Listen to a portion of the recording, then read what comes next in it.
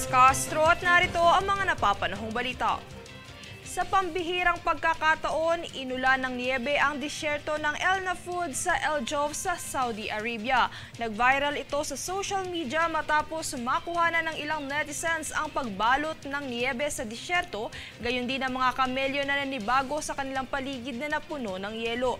Itinuturong dahilan dito ang pabago-bagong temperatura sa bansa, tulad ng pinagsama-samang mga bagyo, hail at pag-ulan.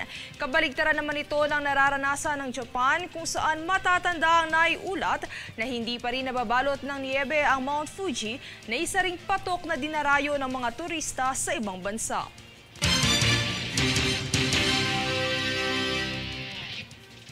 Dinipensahan ni Pangulong Ferdinand Marcos Jr. ang batas na nagbabawal ng tuluyan sa mga pogo sa bansa. Ito ay matapos na sabihing may butas ang nasabing batas. Para sa detalye narito si Francis Riudique. Nitong kamakailan lang ay inalabas ang Executive Order No. 74. Sa ilalim nito ay tuluyan ng ipinagbabawal ang operasyon ng Philippine Offshore Gaming o POGO, Internet Gaming at iba pang offshore gaming sa bansa. Ito ay bilang pagsasakatuparan ng utos na tuluyan ng ipagbawal ang operasyon ng mga ito sa naging talumpati ni Pangulong Ferdinand Marcos Jr. sa kanyang State of the Nation Address. Pinuri ng mga mambabatas ang pagpasa ng EO na ito dahil mapipigilan na ang krimeng nangyayaring nag-uugat sa operasyon ng POGO. Samantala, dinepensahan naman ni Pangulong Ferdinand R. Marcos Jr. ang naturang executive order. Ito ay matapos na ipahayag ni Senator Risa Hontiveros na may butas umano ang nasabing EO. Ayon sa senador, hindi malinaw kung pwedeng makapag-operate ang mga POGO sa loob ng casino at Freeport. Pero pagigiit ni Marcos, hindi kaso kung sa ilalim ito ng PAGCOR o hindi. Aniya basta't ang lisensya ay itinuturing na POGO ay bawal ito. Nang tanungin kung kailangan pang may kakibat na batas, sinabi ng Pangulo na sapat na ang naturang EO para tuluyan ng iban ang mga POGO sa bansa. Francis Riudique, nag-uulat para sa One Media Network. Nakumpiska ng Bureau of Customs sa Ninoy Aquino International Airport ang dalawang package na naglalaman ng agar wood na may halagang 4,275,000 pesos noong ika-6 ng Nobyembre. Ang agar wood na idineklarang mahogany chips ay natuklasang ipinadala mula sa San Juan papuntang Dubai, UAE at lumabag ito sa Customs Modernization and Tariffs Act, Forestry Reform Code PD 705 at Wildlife Resources Conservation and Protection Act o RA 9147. Ang nakumpiskang agar wood ay ibibigay sa Department of Environment and Natural Resources para sa wastong pangangalaga.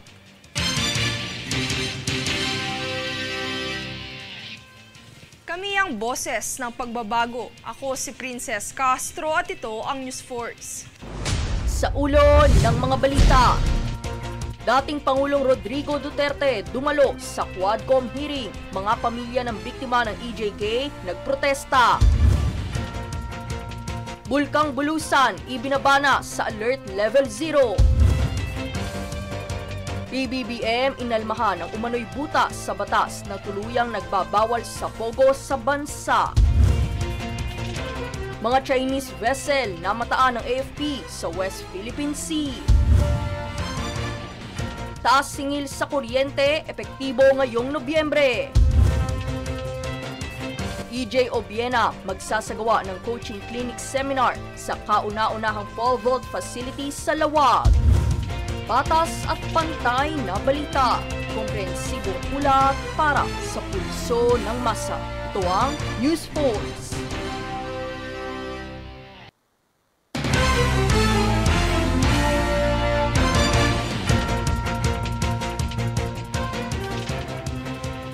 Princess Castro at narito ang mga napapanahong balita. Siniguro ng National Disaster Risk Reduction and Management Council o NDRRMC na magiging maagap na ito sa pagsuspende ng klase o pasok sa trabaho tuwing may bagyo na darating sa bansa. Ito ang pahayag ni NDRRMC Vice Chair at DILG Secretary John Vic Remulla. Paglilinaw ni Remulla, nakadepende ang kanilang mga desisyon sa pinakahuling ulat ng Pag-asa. Kaya naman umaasa siya na mas mapapaaga ang abiso at forecast ng Pag-asa ukol sa pagdating ng mga bagyo sa bansa.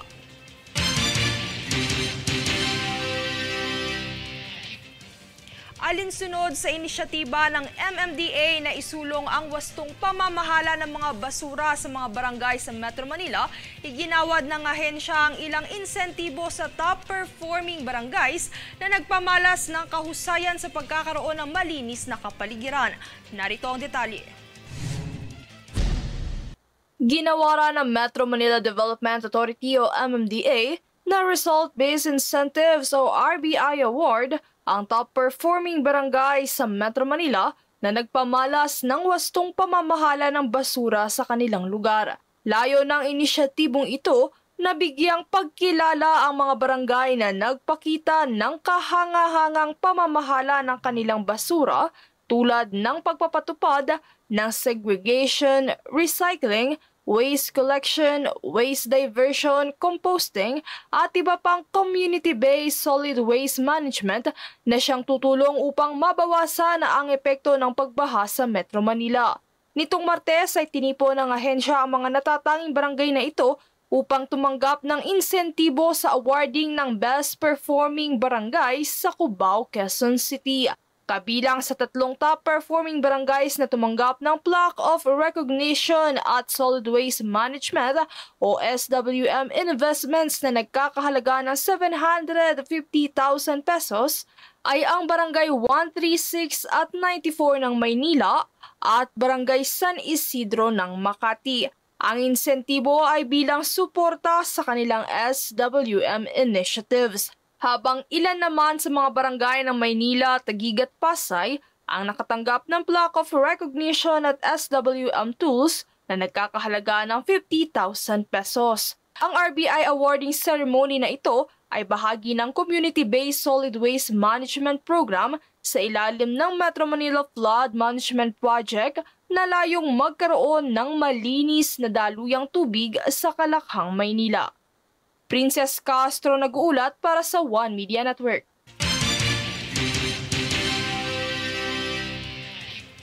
Samantala, balik normal na ang estado ng Bulkang Bulusan matapos ibaba ng Philippine Institute of Volcanology and Seismology of PHIVOLCS ang alert level status nito mula 1 na ngayon alert level 0 na.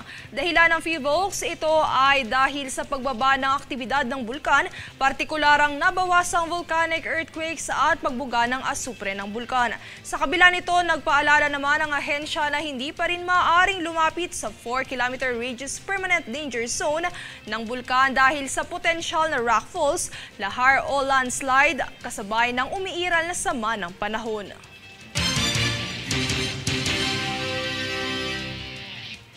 Kami ang boses ng pagbabago. Ako si Princess Castro at ito ang News Force.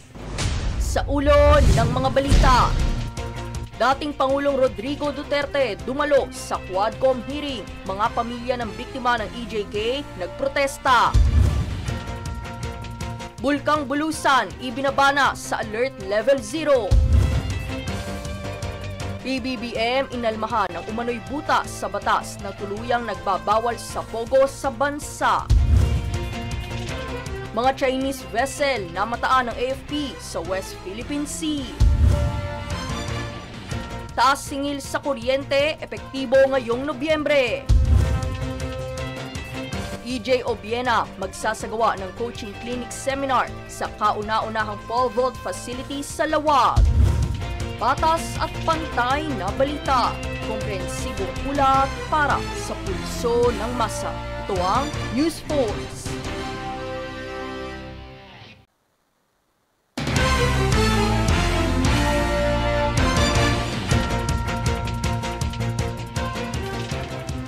Ako si Princess Castro at narito ang mga napapanahong balita. Itinaas na ng Philippine Health Insurance Corporation of PhilHealth ang benefit package para sa severe dengue mula 16,000 pesos sa 47,000 pesos sa patuloy na pagtaas ng kaso sa bansa. Sa kasalukuyang datos mula sa Department of Health, umabot na sa 314,785 ang bilang ng mga kaso ng dengue sa buong bansa mula unang araw ng Enero hanggang ika-16 ng Oktubre ngayong taon. Ang nasabing pagtaas ng package rate ay nagsimula nitong unang araw ng Nobyembre.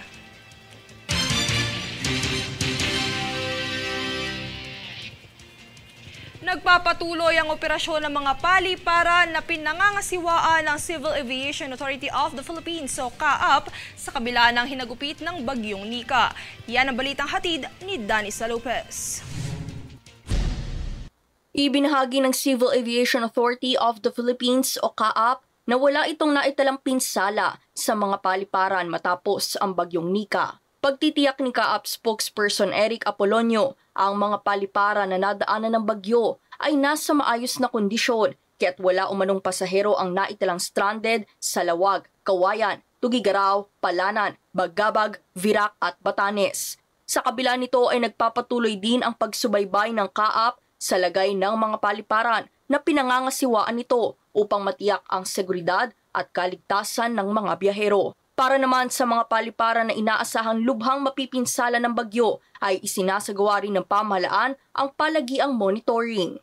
Matatandaan na humina na ang Bagyong Nika sa paglabas nito sa Philippine Area of Responsibility, ngunit siya namang pagpasok ng panibagong bagyo na pinangalanang Ophel. Danisa Lopez nag-uulat para sa One Media Network.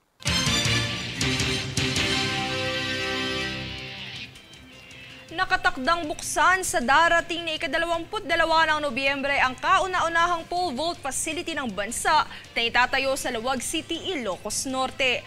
Ang pasilidad na ito ay isa sa pinakamalaking pangarap ni Asia's pole vault king at world number 4 EJ Obiena na ayon sa kanyang social media pages, ang kanyang misyon na gawing accessible ang pole vaulting sa mga Pilipino ay natupad na.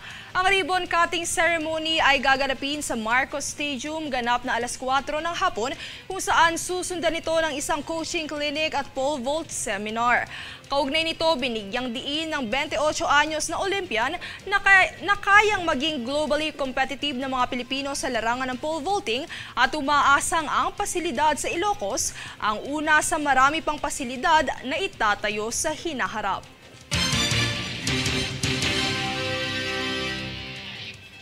Kami ang boses ng pagbabago. Ako si Princess Castro at ito ang News Force.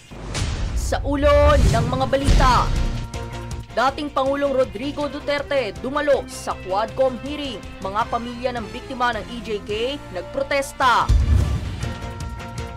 Bulkang Bulusan ibinabana sa Alert Level 0.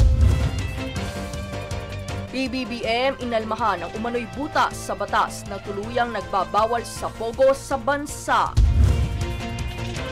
Mga Chinese vessel namataan ng AFP sa West Philippine Sea. Taas singil sa kuryente, epektibo ngayong Nobyembre. EJ Obiena magsasagawa ng coaching clinic seminar sa kauna-unahang pole vault facility sa Lawag. Patas at pantay na balita, komprehensibong ulat para sa pulso ng masa. Ito ang News Force.